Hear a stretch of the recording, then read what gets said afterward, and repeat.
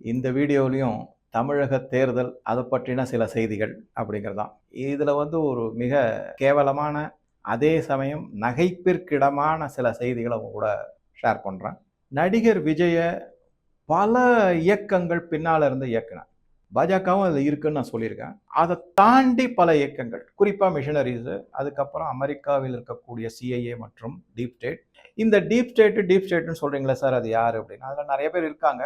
World economic ஃபோரம்னு ஒன்று இருக்கு, அவங்களும் இதுலலாம் இன்வால்வ் ஆவாங்க. இந்த மாதிரி ஒரு நாட்டில் எந்தெந்த மாதிரி பொருளாதார நிலைமையை சீர்குலைக்கணும், அந்த நாட்டை எப்படி நம்ம கைக்குள்ள கொண்டு வரணும் அப்படிங்கிறதெல்லாமும் இந்த வேர்ல்டு எக்கனாமிக் ஃபோரம்ல நடக்கும். ஸோ இவங்கள் மாதிரி பல விதமான அமைப்புகள், பல விதமான நபர்கள், இவங்களுடைய டைரக்ஷன், இவங்களுடைய இயக்குதல் மூலமாக நடிகர் விஜய் ஒரு தனியாக அதிக அளவு எம்எல்ஏக்கள் வெற்றி பெற்ற ஒரு கட்சியாக வந்துள்ளார். இதுல என்ன வேடிக்கைன்னா, நான் ஏற்கனவே சொன்ன மாதிரி அவரோ அவருடைய நண்பர்களோ நண்பிகளோ யாருமே எதிர்பார்த்துருக்க மாட்டாங்க இந்த மாதிரி ஒரு 108 சீட்டெல்லாம் வரும்னு சொல்லிட்டு. வந்தாச்சு, ரியாலிட்டி ஒத்துக்கலாம். இதுல இன்னொரு முக்கியமான செய்தி என்ன அப்படின்னா, டிஎம்கே படுவீழ்ச்சி அடைந்தது. அதை விட படுவீழ்ச்சி அடைந்தது ஏடிஎம்கே. குறிப்பா இன்னொரு முக்கியமான செய்தி என்ன அப்படின்னா, முன்னாள் முதல்வர் திரு எம்.கே. ஸ்டாலின் அவர்கள் அவருடைய தொகுதியிலேயே தோற்கடிக்கப்பட்டார் அப்படிங்கிறதான் முக்கியமான செய்தி. இது ஒரு மிகப்பெரிய ஷாக். அந்த மாதிரி அப்படி பார்க்கும்போது இதை ஒரு பெரிய இஷ்யூவா மாத்திட்டாங்க. யாரு? வழக்கம் போல விளம்பரத்தில் கொடி கட்டி பறக்கக்கூடிய கட்சியின் எது அப்படின்னு பாத்தீங்கன்னா டிஎம்கே தான். அவங்கள மாதிரி விளம்பரத்தை கையில் எடுத்து செய்ய முடியாது. ரொம்ப திறமையா செய்யறாங்க. பிஇஎன் ஒரு அமைப்பே வச்சிருக்காங்க. அவர் அந்த மருமகனுடைய கண்ட்ரோல்ல தான் இருக்கு. என்ன மாதிரி அந்த பிஇஎன் இருக்கு இல்லைங்களா, பென், அவங்க பண்ற பிரச்சாரமும் விளம்பரத்தை நீங்க பாத்தீங்கன்னா அப்படியே அந்த மாதிரி ஒரு திறமையான பிரச்சாரம் செய்யக்கூடிய கட்சி திமுக தான். இப்ப எந்த மாதிரி ஒரு பிரச்சாரம் செஞ்சிருக்காங்கிறது தான் முக்கியமானது. இந்த திரு ஸ்டாலின் அவர்கள் தோல்வி அடைந்தார் இல்லையா, அதையும் ஒரு பிரச்சாரமா மாத்திட்டாங்க. எந்த மாதிரி மாத்திருக்காங்கன்னா, சாதாரணமா நம்ம எல்லாருக்குமே தெரியும், யாராவது இறந்து போயிட்டாங்கன்னா அதுக்கு துக்கம் அனுஷ்டிப்பார்கள். சில பேர் பெண்கள்லாம் நிறைய பேர் வெளியில இருந்து வருவாங்க, அவங்களுக்கு பணம்லாம் கூட கொடுப்பாங்கன்னு கேள்விப்பட்டிருக்கேன். அழுவாங்க. அது ஒரு பக்கம் இருக்கட்டும். ஆனா சனாதன தர்மத்துல இந்து இதுல பல இடங்கள்ல நான் பார்த்திருக்கேன். எனக்கு இந்த அப்சர்வேஷன் ரொம்ப பிடிக்கும். இந்த மாதிரி பல இடத்துல பலவிதமான அப்சர்வேஷன், எப்படி எப்படிலாம் நடைமுறைகள் இருக்கு அப்படிங்கிறது. அவங்கெல்லாம் நாராயணா நாராயணான்னு சொல்லி இந்த ஸ்லோகங்கள்லாம் சொல்லி பாட்டெல்லாம் பாடி அந்த ஆத்மாவை கடைசி நேரத்துல கொண்டு போய் கடவுள்கிட்ட சேர்க்கறதுக்கான சில வழிமுறைகளும் இருக்கு. இந்த மாதிரி ஒரேடியா உட்காந்து அழுதுகிட்டு இது பண்ணிக்கிட்டு அது தவிர இத மாதிரி ஒரு முன்னெடுப்பு, ஆத்மா நற்கதி அடைய வேண்டும் என்பதற்கான பாடல்கள்லாம் பாடுவாங்க. மாதிரி அது ஒரு ஸ்லோகம், அந்த மாதிரி செய்வாங்க. சரி, இது ஒரு பக்கம். ஆனா டிஎம்கே என்ன பண்ணிட்டாங்க அப்படின்னா, அவருடைய தொகுதியான கொளத்தூர்ல ஒரு ஊர்வலத்தை நடத்திருக்காங்க. எந்த மாதிரி ஊர்வலம் அப்படின்னா, ஒரு திறந்த வெளி வேன், தேர்தல் பிரச்சாரம் மாதிரி. இப்ப அனுதாப பிரச்சாரம், விளம்பரத்துக்கு சொல்லவே வேணாம், எல்லாமே விளம்பரம் தான் அவங்களுக்கு. அவங்க அரசியலே விளம்பரத்துல தான் நடத்திருக்காங்க. அரசியல்ல மக்களுக்கோ நலன் திட்டமோ வளர்ச்சி திட்டமோ செஞ்சு அரசியல் செய்யல, விளம்பரத்தை வச்சுதான் அரசியல் செய்யிருக்காங்க. அதுல நம்ம எல்லாருக்குமே தெரியும், ஸ்டிக்கர் வேற ஒட்டிடுவாங்க. அது வேற முக்கியமானது. என்ன இருந்தாலும் அதுல படமெல்லாம் போட்டுருவாங்க, எல்லாரோட படமும் போட்டுருவாங்க. தாத்தா, மகன், பேரன் 3 பேரோட படமும் இருக்கும் அதுல. சரி, இப்ப இந்த துக்க பிரச்சாரம் நடந்தது. அந்த வேன்ல முதல்வர் கையை கூப்பிக்கிட்டு எல்லார்கிட்டையும் ஒரு மாதிரி சோகமான முகத்தோட நடித்து பிரச்சாரம் பண்ணிட்டு இருக்காரு. அவருக்கு பின்னாடி அமைச்சர் வேற இருக்காரு. அவர் ரொம்ப குயோமுறையோன்னு அழறாரு, அப்படியே தாங்க முடியாம விக்கி விக்கி அழறாரு. இந்த பக்கத்துலயும் ஒன்றும் பெரிய அளவுக்கு ஒன்றும் கூட்டம் கிடையாது. அந்த மாதிரி செஞ்ச போது எனக்கு மனசுல போட்டது, இவர் என்ன இந்த அமைச்சர் இப்படி அழறாரே, ஆனா மக்கள் ஒன்றும் பெருசா கண்டுக்க மாட்டேங்கிறாங்க. அதோட இல்லாம ஏற்கனவே இதே மாதிரி 2 அமைச்சர்கள் அழுதாங்க. 10 ரூபாய் அமைச்சரும் இன்னொருத்தர் கல்வி அமைச்சரும் கரூர் நிகழ்ச்சிக்காக அழுத போது அவங்களுடைய அழுகை ரொம்ப திறமையா இருந்தது, நல்ல வெளிப்பட்டது. அப்படி பார்க்கும்போது இந்த போட்டியில பார்க்கும்போது அந்த கல்வி அமைச்சரும் 10 ரூபாய் அமைச்சரும் தான் வெற்றி பெற்றார்கள். இவருடைய நடிப்பு அவ்வளவா எடுபடல. என்ன நான் சொல்ல வரேன்னா, ஏதோ திரு ஸ்டாலின் அவர்கள் தோற்கவே கூடாது, தோற்கடிக்க முடியாத ஒரு நபர், இது மிகப்பெரிய குற்றம் தமிழகம் செய்துவிட்டது. இந்த மாதிரி எல்லாம் பிரச்சாரம் செய்யப்படுகிறது துக்க பிரச்சாரத்துல. இதை தாண்டி என்ன பண்ணிருக்காங்கன்னா, இந்த ஊபிஸ்ன்னு சொல்லக்கூடிய திமுக தொண்டர்கள்ல ஒருத்தர் 2 பேர்லாம் பதிவுகள்லாம் எப்படி போடுறாங்கன்னாக்க, கொளத்தூரை சிங்கப்பூர் மாதிரி முதலமைச்சர் மாற்றி அமைச்சிருக்காரு, அவ்வளவு திட்டங்கள், அவ்வளவு நல்லது செஞ்சிருக்காரு தன்னுடைய தொகுதிக்கு, தாம் வீடு மாதிரி அவரை பார்த்துக்கிட்டு எல்லாத்தையுமே செஞ்சிருக்காரு. இந்த மக்கள் நன்றி இல்லாத மக்கள், கேடுகட்ட மக்கள், அவரை தோக்கடிச்சிட்டாங்க அப்படின்னு சொல்லிட்டு தமிழ்நாடே சுடுகாடா ஆயிடும் அப்படிங்கிறாருங்க. எனக்கு என்ன சொல்றதுன்னு தெரியல. இப்படி ஒரு சாபம் கொடுப்பாங்களா தன்னுடைய ஒரு தலைவர்? அப்படி என்ன ஒரு தலைவர், அதுவும் இந்திய நாட்டுல அரசியல்ல ஜனநாயக முறைப்படி நடக்கக்கூடிய ஆட்சி அதிகாரங்கள்லாம் இருக்கக்கூடிய இடத்துல, அதுவும் நேர்மையான முறையில தேர்தல் நடக்கக்கூடிய இடத்துல ஒரு அரசியல் தலைவர் தோற்கவே கூடாது என்பது அப்ப பேசாம சர்வாதிகாரமோ இல்ல மன்னராட்சியோ வச்சிட வேண்டியதானே? இவங்க அதையா எதிர்பார்க்கறாங்க, தோக்க கூடாதுங்கிற மாதிரி. ஏன் அப்படியே இன்னொரு பாயிண்ட் எனக்கு என்ன மனதில் தோணுச்சுன்னா, முற்காலத்துல வேற எந்த பெரிய தலைவர்கள் யாருமே தோற்றதே கிடையாது அப்படின்னு.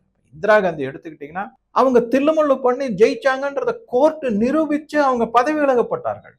அப்பயும் இந்த மாதிரிதான் பல அராஜகங்கள் நடந்தது, அது வேற விஷயம். இந்த மாதிரி துக்கம் கொண்டாடணும். சரி, அடுத்ததா காமராஜர் எடுத்துப்போம். காமராஜர் அவ்வளவு ஒரு பெரும் தலைவர். அவர் கட்டின பள்ளிக்கூடத்துல படித்த மாணவர்கள் அவரை தோற்கடிச்சாங்க. அவருடைய வயதுக்கு என்ன? பே ஸ்ரீனிவாசன் பேரு, அவரை தோற்கடித்த டிஎம்கே கேண்டிடேட் பேரு. அவர் தோற்கலையா? அதுக்கு ஏதாவது அனுபவம் தெரிவிச்சாங்களா?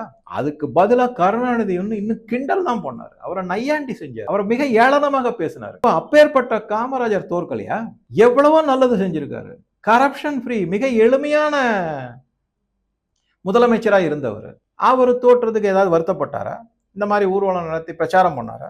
துக்க பிரச்சாரம் பண்ணாரா? கிடையாது. சரி, அவர் ஒருத்தர் தானா அப்படின்றாக்க இன்னும் நிறைய பேர் இருக்காங்க என்னுடைய லிஸ்ட்ல. B.R.. Ambedkar, doctor Bharat Ratna doctor B.R.. Ambedkar. அவரை மகாராஷ்டிரால தோக்கடிக்கல காங்கிரஸ். அரசியல் சட்டத்தையே நமக்கு கொடுத்தவர். அவங்களுக்கு கூட எல்லாரும் பல பேர் இருந்து அவருக்கு உதவி செஞ்சு அவர் முன்னிலைப்படுத்தப்பட்டார். அதெல்லாம் உண்மை இல்லைன்னு சொல்லல. ஆனா அப்பேற்பட்ட ஒரு சட்ட மேதை, மிகப்பெரிய படிப்பு படிச்சார், 2 PhD வாங்கியிருக்காரு.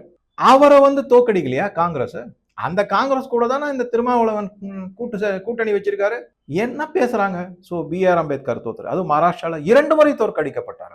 அதுக்கப்புறம் சுயநலம்ங்கிறதே சுத்தமா இல்லாம பொது நலன் தான் என்னுடைய வாழ்க்கை அப்படின்னு சொன்ன ஆச்சாரிய கிருப்பலானி, அவரை தோற்கடிச்சிருக்காங்க. எப்பேற்பட்ட மனிதர் அவர் ஆச்சாரிய கிருப்பலானி எல்லாம். ஆச்சாரியங்கிற பேரு எப்படி வந்தது?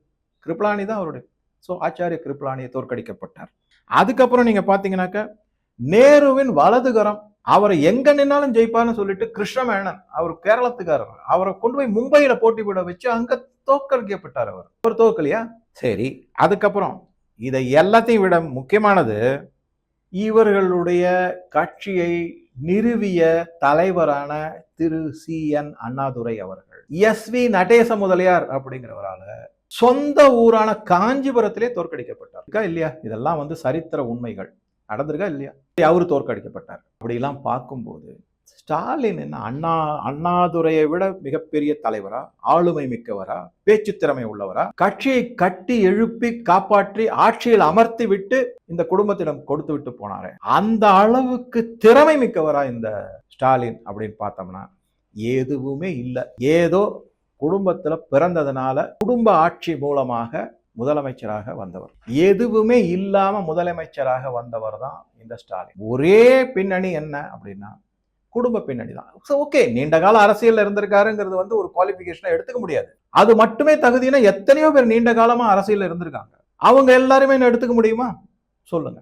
அதனால நீண்ட கால அரசியல்ன்றது ஒரு தனிப்பட்டது, அது ஒரு தகுதி கிடையாது. ஆனா குடும்பத்தில் பிறந்தார் அப்படிங்கிறதுனால தகுதி வாய்ந்தவர் ஆனார்.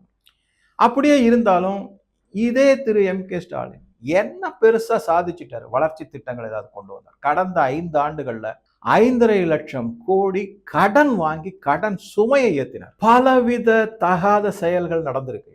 கற்பழிப்பு, கொள்ளை, கொலை, டாஸ்மாக், போதை, என்னென்னமோ நடந்திருக்கு. ஏதாவது ஒரு நடவடிக்கை உறுதியா நின்று எடுத்திருக்காரா? எதுக்காக இப்படி ஒப்பாரி வச்சு ஒரு துக்க பிரச்சார கூட்டம் நடத்துறாங்க, ஊர்வலம் போறாங்க அப்படின்னா, இதுதான் அவங்களுடைய பிரச்சார உத்தி, ஒரு பிம்பத்தை கட்டமைப்பது. இந்த ஸ்டாலின் தோற்கடிக்க கூடாதவர், அதனால எப்படியாவது அவரை மீண்டும் ஜெயிக்க வைக்கணும். இந்த மாதிரிலாம் சரி, அப்படியே இருக்கட்டும். இப்ப 2029ல பாராளுமன்ற தேர்தல் வரப்போகுது. அதுல அவர் ஜெயிச்சு பாராளுமன்றத்துக்கு போகட்டுமே. ஆஃப்டர் ஆல் நீதி ஆயோக் நடத்தக்கூடிய கூட்டத்துல தனக்கு திறமை இல்லைங்கிறத மறைத்து வேலை பல காரணங்களை சொல்லி கூட்டத்துல பங்கேற்பதற்கே போவது கிடையாது. இவர் பாராளுமன்றத்துல போய் என்னத்த பேசுவாரு, எப்படி பேசுவாரு? ஏதாவது எழுதி கொடுத்ததே தப்பா படிக்கிற சில சமயம் நடந்திருக்கு. அங்க என்ன விவாதம் செய்ய முடியும்? வரட்டுமே, இந்த இதுல நீங்க டிஎம்கே தமிழக மக்களே நாங்க ரெடியா இருக்கோம், ஓகே வாங்க உங்களை எம்பியா தேர்ந்தெடுக்கிறோம் பாராளுமன்றத்துக்கு, செய்வாரா?